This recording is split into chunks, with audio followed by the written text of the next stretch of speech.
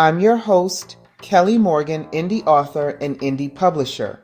Welcome to another episode of The Author's Mic.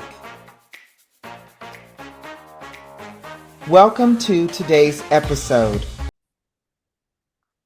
Hey everybody, welcome. Kelly Morgan here, indie author, indie publisher. And guess what? You know what day it is. It's Monday of The Author's Mic because I have yet another guest. And I cannot tell you how excited I am when somebody actually takes me up on my offer to join this platform, because some days I feel like I'm screaming into a void. It's like, come on, you guys, free promotion. Come on the podcast. Let's talk about you. Why would you not want to come on and talk about you? Like Mariah is going to come on and talk about her. So you guys, I'm sitting with Mariah Ankerman. She is an author. She has 24 published books.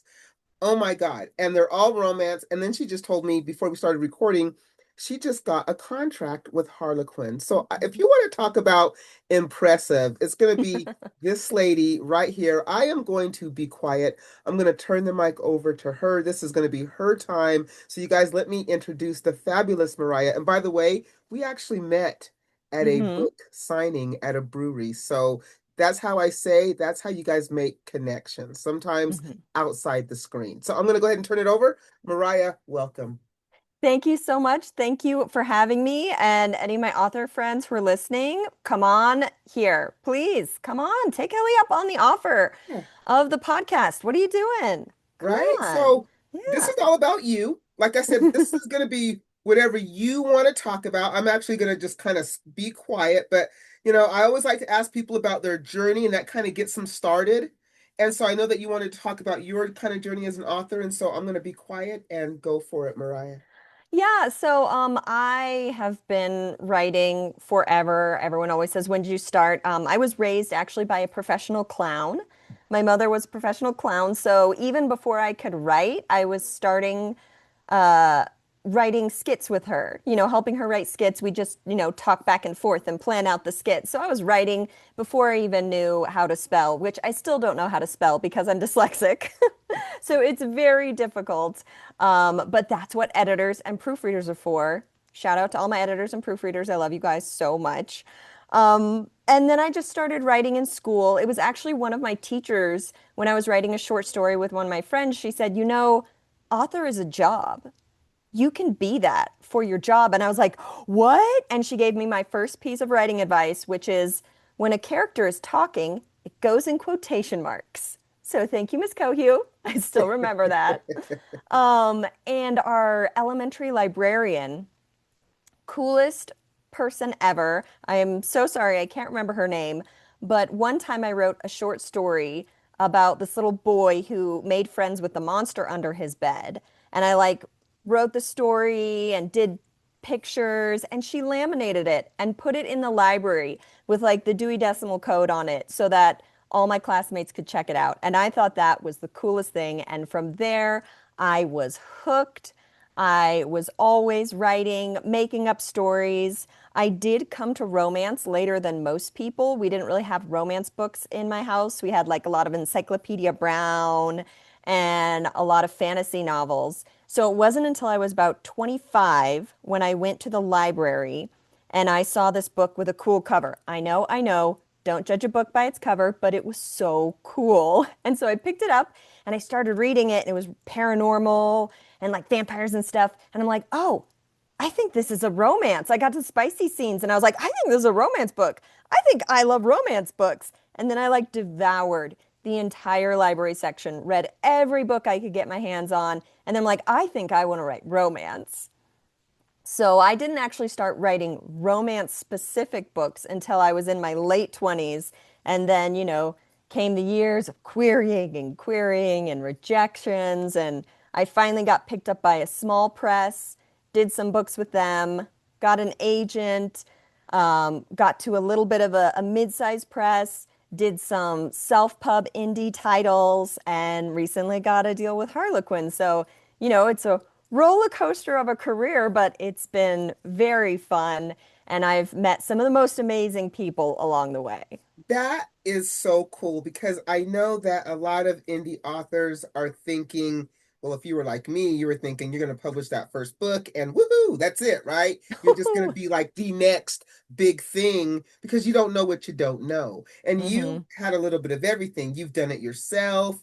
You Mm-hmm. kind of done the traditional, and so you kind of are like a well-rounded author, but the journey probably went like this, Oh, I'm yeah. sure, right? And it's really cool because you come out on the other end and look, and how long would you, if you had to put a timeline on that journey, how long?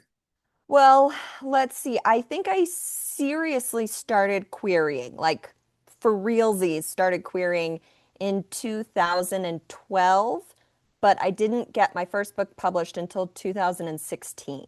Wow. See?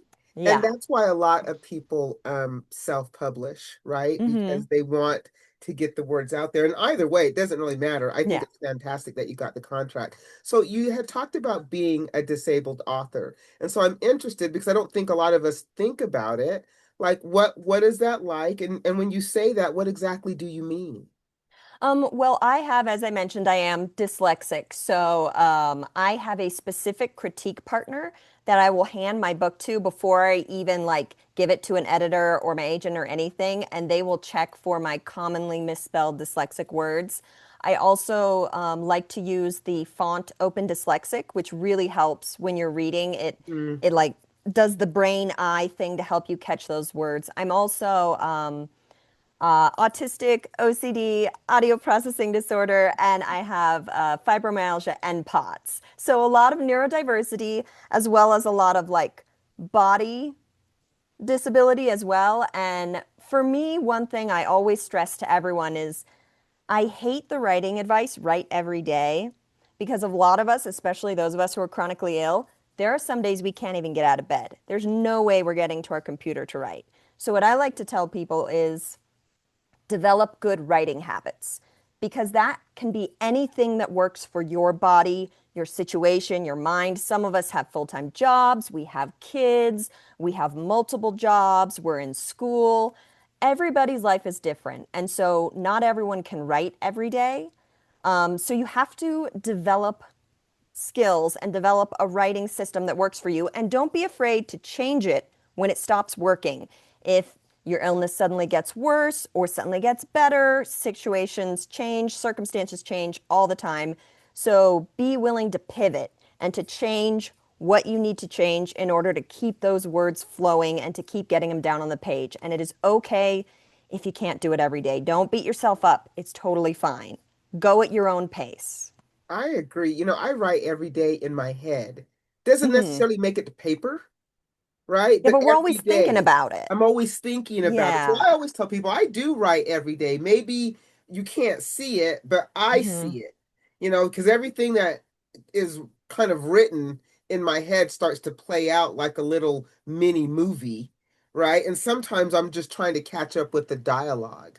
Yes. Some days I'm like, what kind of movie would this be? And then I'll just go with it, or what would this be like a book? Won't necessarily write it down because but the ones that get me, that stick with me, that's when I'll write it down. Right? If it Yeah. comes to me more than 3 times, that's when Hmm. I'm like, okay, this one probably needs to be written down. Yeah, you got to let So it simmer in your brain. yeah. So you said that you're a romance writer, and I've always Yes. wondered, what is the difference between romance and erotica?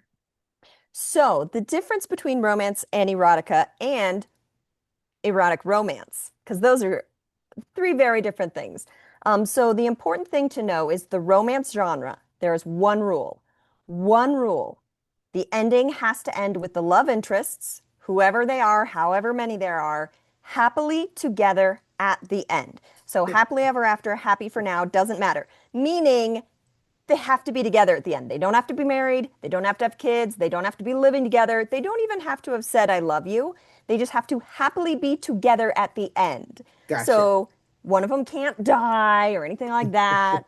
If they both die and become ghosts and live happily together in the afterlife, that's okay. They're happily together. But that is the one rule. So romance and erotic romance need that happy ending to be romance. Gotcha. Erotica does not. And the difference between erotica and romance is romance has a wide, wide scale of spiciness. It can be, there are some books where you can't even have a kiss on the page, and some books where it's like every other page is spicy scenes. So there's a wide range in romance. In erotica, obviously, it's pretty much all spice. It's a lot of spice, and the story is driven by the spice. In romance, the story is driven by the character's emotions. The spice plays into that, or it doesn't if there's no spice. But the story is driven by the character's emotions and the character's relationship. Whereas erotica, the story is driven by the character's desires. And it doesn't have to end happy if it's just straight erotica. The character can go in, you know, get get what they want as many times as they want and then leave and not be together with anyone at the end. And that's totally fine because erotica is just about the journey of desire and Right. exploration for that character. I like that. Thank you. I always wondered like what that meant. I don't have a genre. Sometimes I think I could write romance, but then almost every story has a romantic element to it, right? Yes. Yeah, and I think that's what a lot of people mistake when romance authors and readers say it has to have a happy ending. And they're like, well, what about Romeo and Juliet? And it's like, first of all, that's Shakespeare's tragedy. Read the title.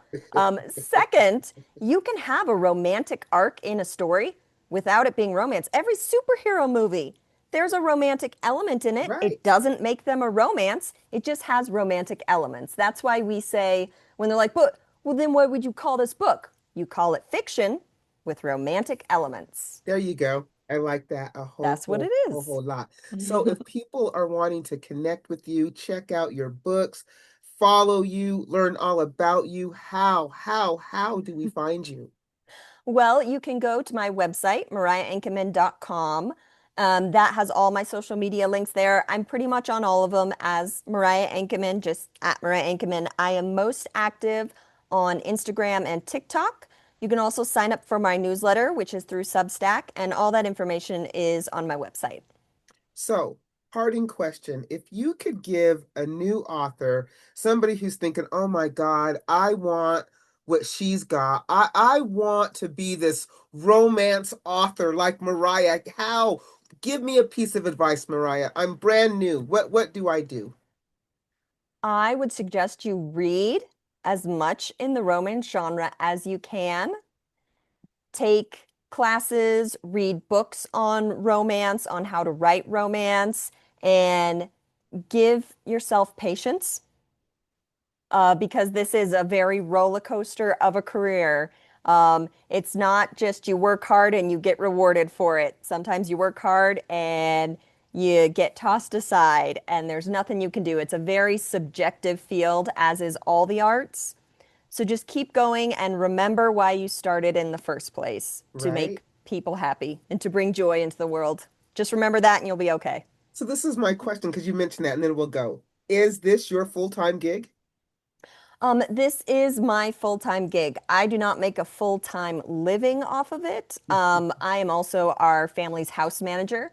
So I stay home and I take care of all the appointments. I deal with all the things with like cars and the house and the kids and all that stuff and the groceries and all. I do all of that. And then I also write. I'm hoping one day, maybe we could pay off our student loans with it would be wonderful. I like that. You are the house manager. You know what? And so Yes. am I. Yes. You know? I Yeah, like because that. I'm not a housewife or just a mom. I do so much work. And my spouse actually mentioned that because I was like, oh, I hate, saying I'm a stay-at-home mom. And he was like, well, you're not a stay-at-home mom. You manage the house. And I was like, I'm the house manager. And so now that is my title. And for everyone out there who stays home and takes care of the house and all the family stuff, you're the house manager. You are the house manager. I am the house manager as Yes, you well. are the house You know what, manager. Mariah? I thank you for coming on the Author's Mic and being a part of the platform. I am so excited. And obviously, you know what? When you go to launch that Harlequin, when you actually, write that first one, come back because we want to know all about it. Thank you. Thank you All for right, you having guys, me. remember, if you guys are interested in being on the Author's Mic, all you got to do is go to my website. It says it right there at the top, be a guest, fill out the form, boom, you're a guest. If you are an indie author and you're looking for a new way to promote your book, we have a book club. IRS, we are looking for a new book. If you don't tell us about it, we don't know about it. Pitch us. All the information's in the link tree. If you are an indie reader, join the book club. We would love to have your voice. If you are thinking, oh man, I want to write like Mariah, but what do I do? Well, I have a guide to help you be like Mariah on my website, 44 pages of just information to help you navigate the waters. And lastly, if you want to support me along with supporting Mariah, you can go to my website to get my two books, Wait for It and You Sound White. I am happy to autograph them for you and ship them to you. And I got some cool bookmarks, but you can go get them anywhere good books are sold. So you guys remember, every click, every like helps this movement, the author's mic.